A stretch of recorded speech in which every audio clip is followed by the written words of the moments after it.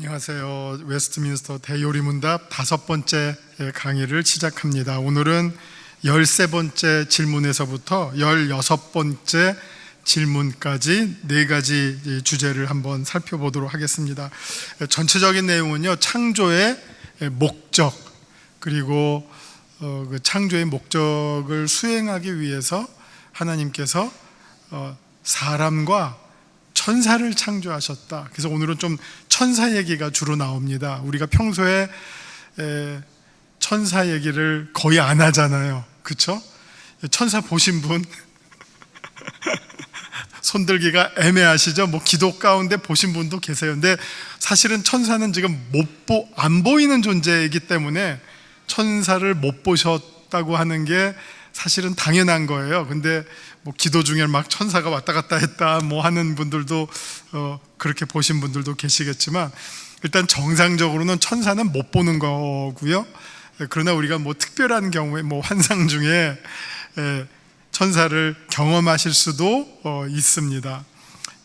이게 왜 2가지가 왜 다 가능하냐면요, 천사를 보이지 않는 존재로 창조하셨지만 그러나 천사는 존재한다고 성경이 분명히 말씀하고 있기 때문이에요. 그러니까 천사가 있어요. 그런데 우리 눈에는 일단은 안 보이는 게 천사예요. 그러면 이제 안 보이지만 있어요. 그러니까 그 틈새가 있죠.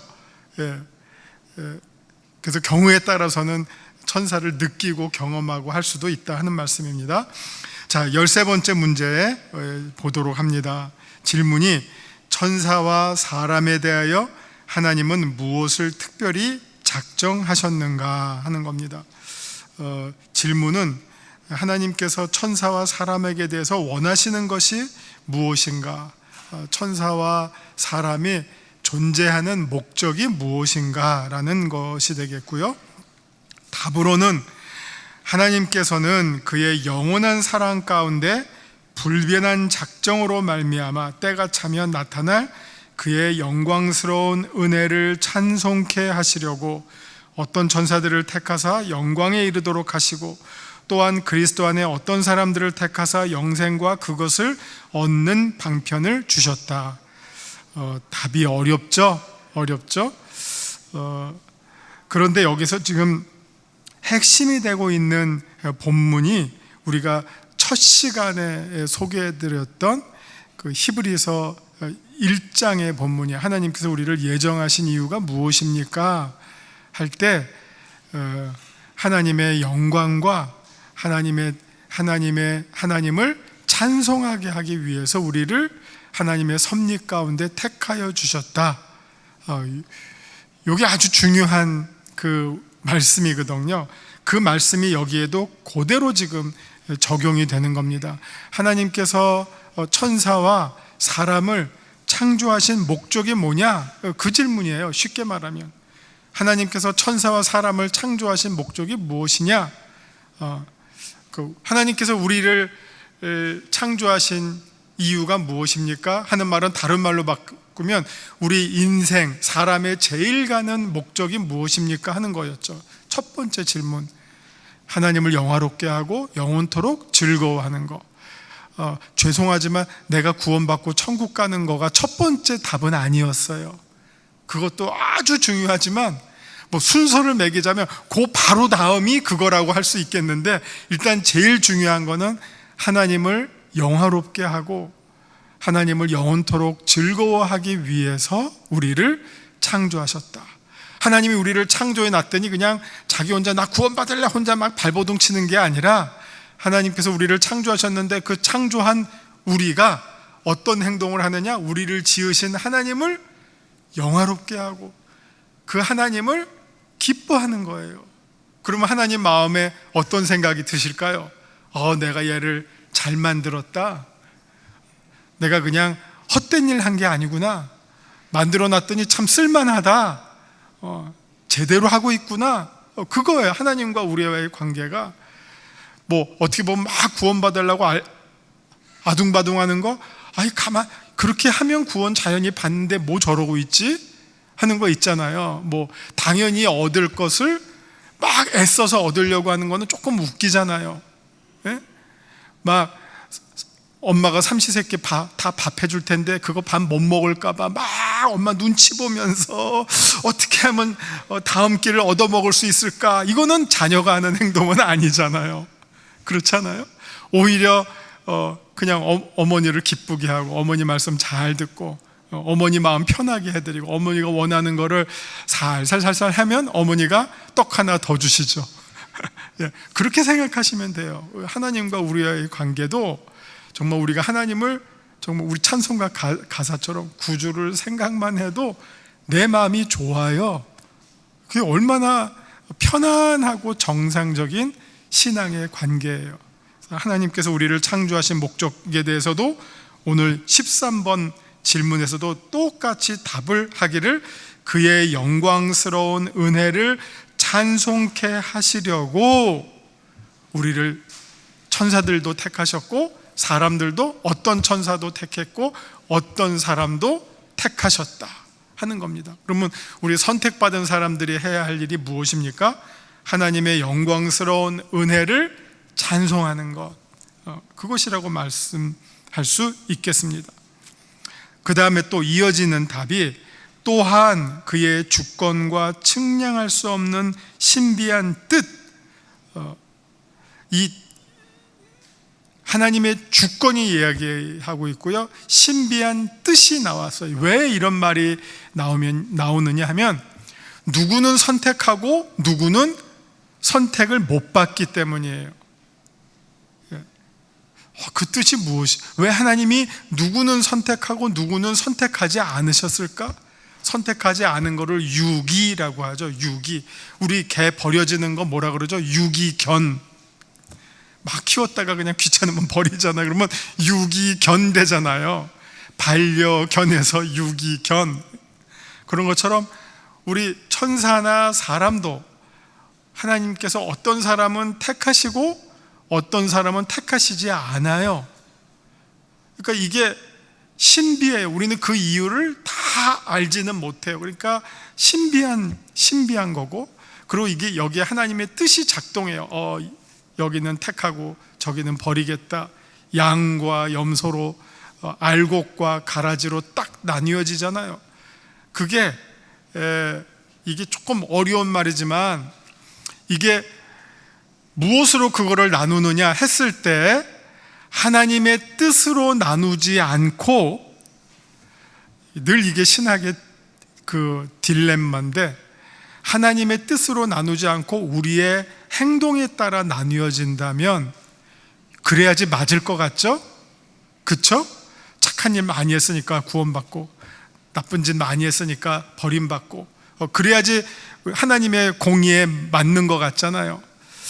그런데 이랬을 때 또 하나의 문제점은 하나님께서 결정하실 때 하나님의 결정이 무엇에 의해서 좌우가 되느냐 하는 더 중요한 문제가 등장해요. 하나님의 구원이 무엇에 의해서 결정이 될까? 나의 행동에 의해서 결정이 돼. 혹은 심지어 나의 믿음에 의해서 결정이 돼. 그럼 이건 쉽게 말하면 하나님이 나를 따라가는 거예요. 그쵸? 하나님이 내 행동과 내 믿음을 보고 하나님이 결정해요. 그러면 사실 그 결정의 주도권은 누가 행사했죠? 내가 했어요. 그러면 하나님은 나에 대한 종속 변수가 돼요. 이게 신학의 어려운 점이에요. 하나님이 나보고선 나의 행동을 보고 결정하면 이거는 하나님이 나의 구원에 있어서 나보다 그 다음 역할을 한다는 거예요. 그래서 성경은, 그리고 웨스트민스터 요리문답은 이러한 내용을 완전히 버리지는 않지만 먼저 얘기할 것과 나중에 얘기할 것을 구분할 때, 먼저 얘기할 때는 하나님의 뜻에 따라서 선택했다. 택할지 버릴지를 하나님이 먼저 결정하셨다. 나의 뭘 보고 결정한 게 아니라 이거는 하나님의 만세 전부터 이래서 예정론이 나오는 거예요. 하나님의 예정과 섭리와 작정과 뜻 가운데 먼저 결정하셨다. 이게 하나님의 주권을 보장하는 논리예요. 그래서 예정론이 나온 거예요. 그래서 하나님의 섭리가 나오고 하나님의 작정이 나온 거예요. 하나님이 먼저 나를 결정하셨다 해야지 하나님의 주권이 세워져요. 나의 상관없이 하나님의 뜻에 따라서 결정했다. 이게 중요해요. 근데 이제 이렇게 하다 보면 그럼 뭐 내가 구원받을까 구원받지 못할까 이미 다 결정된 거 아니야? 하는 문제가 나오죠. 하나님의 뜻에 따라 결정된 거 아니야? 그러니까 이때 이제 우리가 거기에 대해서 답할 수 있는 게 이제 두 가지예요. 결정된 거 아니야? 결정된 건 맞지만 그 결정에 대해서 인간은 몰라.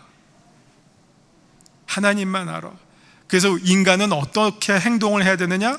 모든 사람을 하나님께서 다 구원받기 원하신다라고 생각하고 행동해야 돼. 그렇게 해서 해야 하는 게 뭡니까? 그래서 전도를 해야 되는 거예요. 우리의 수준에서는 하나님이 모든 사람을 다 구원받기를 원하신다 하는 마음을 가지고 모든 사람을 볼 때 우리 감별하는 게 아니에요. 쟤는 구원받을까 못 받을까. 구원받으려면 내가 안 해도 구원받으니까 가만히 있어도 돼. 구원 못 받으려면 내가 아무리 구원 전도해도 안 믿을 거니까 전도 안 해도 돼. 이런 엉뚱한 결론을 낳는 게 아니라 하나님은 모든 사람이 구원받기를 원하신다. 그 마음으로 우리는 모든 사람에게 복음을 전해야 돼요. 성경이 그렇게 말씀하고 있잖아요. 그게 그 다음에 중요한 것이고, 두 번째, 하나님이 다 정하시지만 그러나 또 우리 차원에서는 우리의 행동도 영향을 미쳐요. 결과에. 그거에 대해서는 이제 뒤에서 나오기 때문에 그때 설명해 드릴게요. 지금은 이제 여기까지만 할게요. 한번 제가 다시 설명합니다. 후반부에 대한 답입니다. 또한 그의 주권과 측량할 수 없는 신비한 뜻, 그것에 의하여 하나님께서 그 기쁘신 대로 은총을 주시기도 하고 거두시기도 하시는 이 신비한 하나님의 뜻, 누구를 구원하시기도 하고 누구를 구원 안 하시기도 하는 그 뜻에 따라 하나님의 공의의 영광을 찬송케 하시려고 나머지 사람들을 버려두시고 치욕과 진노 아래, 그 다음에 뭐가 나옵니까? 그들의 죄값으로 벌을 받게 하셨다. 자, 그들이 버림받은 이유가 무엇이라고 여기서 이야기하죠? 두 가지가 나와요. 하나는 하나님이 버리셨어요. 근데 버리셨는데 거기에는 또 하나의 이유가 또 나와요. 그건 뭐냐? 그들의 죄값으로. 그들이 죄값이 없는데 하나님이 버리시는 것만으로 그들이 버림받는 것이 아니라 그들은 또한 버림받기에 합당한 행동을 했어요. 그렇기 때문에 이거는 버림받는 행동에 대해서는 하나님의 공의예요. 거기까지 이해하셨죠? 그들은 그들의 죄값으로 버림받는 거예요. 누가 지옥에 갔어요. 왜 지옥에 갔냐? 하나님의 선택을 안 해서 그런 부분이 있겠죠? 그러나 그거보다 더 중요한 거는 그들의 죄값으로. 우리가 구원받았어요. 천국 갔어요. 이제 오늘 천국 설교 들으실 텐데 우리가 천국 갔어요. 무엇으로? 우리의 공로로? No. 하나님의 선택, 그 선택 가운데 뭐가 작동됐죠? 은혜의 뜻. 하나님의 은혜가 작동됐어요. 사실은 우리도 죄값으로 지옥에 가야지 마땅할 사람인데 그래야지 하나님의 공의가 이루어질 텐데, 그러나 우리는 하나님께서 구원받도록 선택해 주셨기 때문에 우리는 거기에서 하나님의 공의보다 더 앞서는 은혜를 경험해요. 그래서 우리는 그 은혜를 찬송하는 것이 구원받은, 그리고 구원받을 자의 마땅한 행동이고 우리 인생의 목적이라고 하는 겁니다. 이게 이렇게 하나의 그림으로 쭉 연결이 되는 거예요. 이게 늘 구원의 이유는 나의 공로가 아니고 하나님의 은혜. 그러면 그 은혜는 어떤 은혜냐? 하나님께서 미리 나를 만세전부터 택하셨다, 구원받기로 택하셨다, 그래서 우리가 구원받는다, 여기에 대해서는 아무 문제가 없죠. 그럼 누군가는 저주를 받았어요. 유기를 당해요. 버림을 받아요. 그러면 왜 그 사람은 유기를 당하느냐? 여기 지금 답에서 두 가지로 언급하고 있죠. 신비한 뜻이지만 하나님의 공의로운 뜻에 따라서 선택하지 않으셨어요. 그러면 왜 하나님의 공의를 말하느냐? 그들의 죄값 때문에. 거기에서는 공의를 말하는 거예요. 그들이 죄가 없는데 하나님이 버리셨다 하면 이거는 하나님의 전적인, 어떻게 보면 너무 자의적인 독단적 결단이라고 말할 수 있겠죠. 그러나 그들은 충분히 마땅히 유기당할 이유가 있어요. 자신들의 죄값. 그렇기 때문에 그들을 버린 것은 하나님의 공의의 집행이라고 말할 수 있다고 하는 거죠. 누구는 왜 선택하시고 누구는 왜 버리셨느냐? 이거는 마지막 날 하나님 앞에서만 우리가 알 수 있어요. 그래서 이거는 신비라고, 이거는 다 설명해 낼 수는 없어요. 그냥 최대한 설명해 드리는 것이지만 완벽하게 설명할 수는 없어요. 그래서 이거는 신비입니다. 그래서 신비한 뜻에 따라라는 말을 계속 하고 있는 거죠. 자, 문제 14번입니다. 하나님은 어떻게 자기 작정을 이루시는가?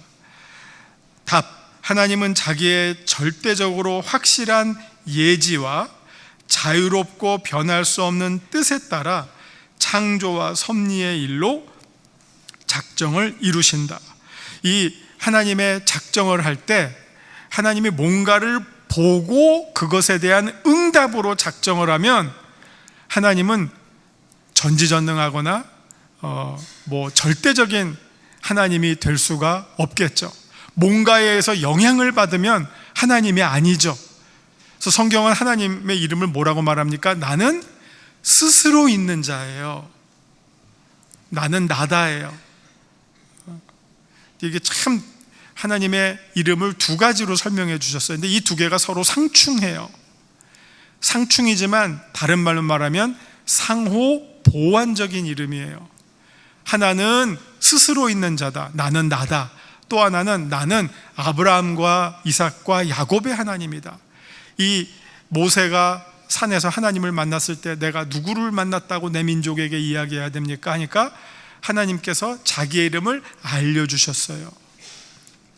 모세가 지은 게 아니에요. 하나님의 이름을 내가 하나님을 만났더니 하나님은 아브라함과 이삭과 야곱의 하나님이다가 아니라 하나님이 스스로 자기의 이름을 소개해 주셨는데 이 두 가지 이름이 서로 내용이 달라요. 나는 나다예요. 이거는 완전히 절대적인 이름이에요. 나는 그 어떤 것과도 비교할 수 없는 나는 절대적인 존재다. 나는 그걸 우리 한글 성경에는 스스로 있는 자다예요. 우리는 스스로 있는 자가 아니죠. 여러분 어떻게 스스로 있어요? 부모님이 있으니까 여기 있었죠. 우리 스스로 있는 자다라고 하는 말은 다른 말로 말하면 자존적 존재라고 해요. 다른 말로 하면 절대적 존재예요. 하나님은 자존적 존재고 절대적 존재예요. 그거를 표현하는 말이 지금 여기에 문 14에 대한 답에 하나님은 절대적으로 확실한 예지와 자유롭고 변할 수 없는 뜻, 이게 하나님의 대표적 속성이에요. 확실한 예지, 미리 아심, 그리고 하나님의 자유. 우리가 행사하는 자유는 다 그림자와 같은 자유고 하나님은 찐 자유예요. 하나님의 행사하시는 자유는 완전 자유예요. 그래서 나는 나다예요. 근데 반대로 나는 아브라함과 이삭과 야곱의 하나님이다 하는 말은 하나님을 뭔가 비교한 거예요. 나는 누구냐면 너희가 나를 알고자 하면 아브라함과 이삭과 야곱을 봐라. 그러면 그들의 삶 속에서 나의 흔적이 나타난다. 그게 나다. 뭔가 하나님께서 자기의 모습과 이름과 내용을 우리 피조물과 연관지어서 소개해 준 이름이에요. 그러니까 이 이름은 상대적 이름이에요. 아브라함과 이삭과 야곱의 하나님이다 라고 하는 이 이름은 상대적 이름이고 나는 나다는 절대적 이름이에요. 하나님은 이 상대적인 면과 절대적인 면을 다 갖고 계셔요. 그래서 하나님은 전부예요. 일부분이 아니라 전부예요. 그래서 하나님의 이름이 알파와 오메가예요. 전부, 알파와 오메가라는 말은 전부예요. 하나님은 이것만이다. 우리는 다 하나님을, 자기가 본 하나님만 가지고 하나님은 이렇다 막 우기는데, 우리가 하나님을 알면 알수록 정말 하나님의 그러니까 바다를 먹물로 삼아도 하나님에 대해서 다 쓸 수 없는 하나님은, 이게 불교 용어인데 무궁무진한 하나님은 끝이 없으신 하나님이에요. 절대적인, 완전 절대이시기도 하고 우리를 위해서 완전 상대가 되어 주시기도 하시는 그런 하나님이 우리가 믿는 하나님이에요. 그래서 하나님의 작정을 어떻게 이루시는가? 이 문제 14번에서의 답은, 하나님의 뜻을 세우실 때는 절대적으로 하나님의 완전한 예지와 자유로 결정하셨지, 뭔가 우리의 어떤 것을 보고 하나님의 뜻을 결정하시지는 않는다 하는 거예요. 이게 꼭 여러분들이 이거를 찾고 하나님의 절대적 자유와 예지를 제한하려고 하는 게 우상으로 만드는 거예요. 하나님의 절대성과 완전성을 자꾸 어떤 부분으로 만들려고 하는 게, 이게 하나님을 우상화, 내가 생각하는 하나님으로 제한시키려고 하는 게, 이게 하나님을 우상화하는 작업이 되겠습니다. 15번으로 넘어갈게요. 그래서 하나님의 절대적인 뜻에 따라서 결정하신 거예요. 이게 우리 잘 알고 있는 그 토기장의 비유 있잖아요. 토기장이, 하나님께서 진흙을 가지고 밥그릇을 만들든지, 무슨 요강을 만들든지, 장독을 만들든지, 누구 맘대로? 진흙 맘대로가 아니에요. 진흙에 하나님 나 국그릇 만들어 주세요, 그럴까? 하고 하나님이 국그릇 만들어 주신 게 아니라는 거예요. 하나님의 생각 속에, 이게 예제, 하나님의 생각 속에 지금 뭘 만들까? 이번에는 한번 국그릇을 만들어 봐야 되겠다. 그래서 국그릇으로 딱 만들어진 게 나예요. 밥그릇으로 만들어진 게 나예요. 이사야서의 이 토기장의 비유를 소개한 이 비유의 목적은 하나님의 절대 자유를 설명하기 위한 거예요. 하나님 맘대로. 거기에 대해서는 우리가 왈가왈부할 게 없어요.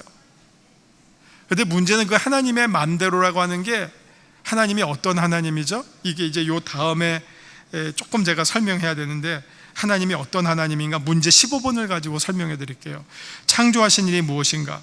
창조하신 일이란 하나님이 자기를 위하여 태초에 그 권능의 말씀으로 아무것도 없는 가운데서 엿새 동안에 세상과 만물을 지으신 일인데, 그 지으신 만물이 다 선하셨다. 사실은 여기 나와 있는 이 한마디 한마디가 다 수많은 신학적인 내용과 논쟁 때문에 등장한 구절들이, 이게 괜히 그냥 갑자기 튀어나오는 구절들이 아니라 이유가 있어요. 이 창조가 뭐냐? 창조의 이유가 뭐냐? 첫 번째, 하나님이 자기를 위하여.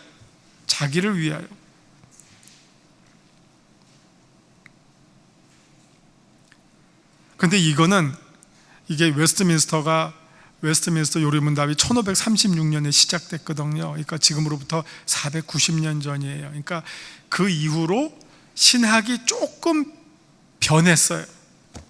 그래서 하나님이 자기를 위하여 하신 거는 많지만, 이게 자기를 위하여만은 아니에요. 자기를 위하여가 아까 말씀드린 것처럼 이게 제일 중요한 이유지만, 그 다음에 우리가 또 함께 생각할 수 있는 이유가 뭐냐? 우리를 위하여서도 마찬가지. 우리를 위하여서. 요거는 지금 최근의 신학이 이 우리를 위하여라고 하는 부분이 조금 더 보강이 돼야 되겠다라고 하는 내용이에요. 하나님이 물론 자기를 위하여 만드셨어요. 근데 자기 좋으라고 만드셨어요, 그냥 쉽게 말하면. 그런데 그 낙수가, 그 열매가 우리를 위한 것도 되고. 왜냐하면 이 하나님을 설명하는 종교개혁자들의 아주 대표적인 종교개혁 정식이 뭐냐? 하나님은 어떤 하나님이냐? God for us, 우리를 위하시는 하나님이에요. 하나님이 자기를 위하는 하나님, 이게 맞긴 맞지만 너무 이렇게 되면 이거는 조금 이제 오늘 설교 들으실 때 뭐가 있냐면 너무 그 관념적이고 영적이고 비현실적인 내용으로만 막 강조하는 신앙과 신학은 조금 우리가 지양해야 된다라고 하거든요.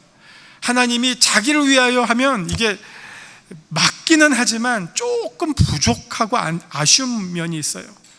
하나님을 충분히 설명하지 못하는 부분이 있어요. 하나님이 자기를 위하여 맞지만 그러나 그 하나님은 동시에 우리를 위하시는 하나님이에요. 왜? 하나님은 사랑의 하나님이거든요. 하나님은 뭐라 그래요? 하나님은 사랑이시라. 근데 사랑이, 자기를 위한 사랑은 그 무슨 사랑이라 그러죠? 나르시시즘이라 그러죠. 하나님이 자기 보고 자기 만족하는 사람, 그 하나님의 사랑이 아니에요. 하나님의 사랑은 우리를 위한 사랑이에요. 얼마만큼? 자기 아들을 우리를 위해서 버릴 만큼 어마어마하게 우리를 사랑하시는 하나님이에요. 피조물을 사랑하시는 하나님이에요. 그 창조의 목적에 하나님을 위하여 맞지만 그러나 여기에는 우리를 위하여서 또 창조하신 거예요. 그러니까 이 부분은 조금 이 웨스트민스터가 너무 딱딱하게 답을 만들어 놨어요. 이건 조금 더 이렇게 부드럽게 복음적으로 답을 조금 가공해야 할 필요가 있어요. 하나님을 위하여 맞지만 그러나 그 안에는 우리를 위한 이유 때문에, 그러니까 우리를 만들어 놓고 이 만들어 놓은 것과 하나님이 뭐라고 합니까? 하나님께서 창조하신 다음에 좋았다 그러잖아요. 이 관계가, 하나님은 관계의 하나님이에요. 좋았다예요. 그래서 이 하나님의 창조와 작정의 이유 가운데 하나님을 위하여서도 중요하지만 또한 우리를 위하여서라는 이 메시지도 우리가 꼭 포함시켜야 하고요. 그 다음에 권능의 말씀으로 아무것도 없는 가운데서 창조하셨다 하는 게 이게 또 대단히 중요한 거예요. 왜냐하면 철학자들도, 특별히 히랍, 헬라 철학도 창조를 이야기해요. 플라톤도 창조를 이야기해요. 뭐 다른 신화들 가운데 창조 신화들이 많이 있어요. 그런데 성경의 창조 신학과 다른 데 창조 신학이 결정적으로 차이가 나는 한 지점이 있어요. 그게 뭐냐면은 무로부터의 창조예요. 무로부터의 창조. 플라톤이 말하는 창조는요, 혼돈에서의 질서로의 창조예요. 원래부터 물, 불, 흙, 공기가 있었어요. 이건 플라톤이 생각하는 거예요. 동양 철학도 마찬가지예요. 월화수목금토 있잖아요. 원래 이런 것들이 있어요. 근데 있는데 이것과 이 혼돈 가운데 있는 이 물질들 가운데 질서를 가져다 준 게 창조다. 이거는 철학자들이 말하는 창조예요. 그러나 성경이 말하는 창조는 아무것도 없는데 하나님께서 빛이 있으라면서 짠! 무로부터의 존재가 시작된 창조. 이게 진짜 창조거든요. 이거는 성경이 말하고 있는 창조예요. 그래서 생명의 진짜 시작에 대해서 누가 말하고 있느냐? 누가 진짜 창조를 말하고 있느냐? 성경이 말하고 있어요. 그렇기 때문에 아무것도 없는 가운데서 창조하셨다 하는 게, 왜냐하면 만약 뭔가 먼저 있어요. 그럼 그거는 어떻게 해서 생겼죠? 답을 못 내잖아요. 뭐가 먼저 있어. 근데 그걸 가지고 창조했다 그러면 그거는 언제 생겼는데? 그걸 가지고 창조한 분이 진짜 창조주야? 아니잖아요. 세컨더리 창조자죠. 뭐 있는 데서 창조하니까 그거 완전한 창조라고 말할 수 없죠. 그래서 모름지기 창조를 말할 때는 진짜 무로부터의 창조를 말하게 되고, 그 다음에 그 지으신 만물이 다 선했다 하는 요 내용도 왜 중요하냐? 이 창조의 결과가 선했기 때문에 그 다음에 창조 다음에 인간에 의해서 타락이 들어오게 됐고, 그 타락에 대한 하나님의 심판의 정당성이 창조의 선함에 있어요. 말이 어렵죠? 이게 쭉 연결이 됩니다. 창조한 그 결과가 선했다, 하나님 보시기에 좋았다 하는 것은 대단히 중요한 선언이에요. 원래 하나님께서 만드신 이 세상은 선하게 창조하셨다. 왜? 하나님이 선하신 하나님이시기 때문에. 좋으신 하나님이 좋으신 세상을 창조했다. 그런데 왜 이렇게 악하게 됐느냐? 인간이 타락함으로. 그 타락에 대해서 하나님께서 다시 창조를 회복하고 완성시키려고 하는 하나님의 마지막 행동이 심판이에요. 그래서 그 심판의 정당성은 창조의 선함으로부터 있어요. 시간이 없네요. 그러면 다음 주에 16번서부터 7, 8, 9, 10 5개 하겠습니다. 여기서 마치겠습니다. 기도할게요. 좋으신 하나님, 하나님의 창조한 세상을 바라보면서 하나님이 우리를 위하시고 얼마나 선하시고 온전하시고 완전하신 분임을 우리들이 깨닫습니다.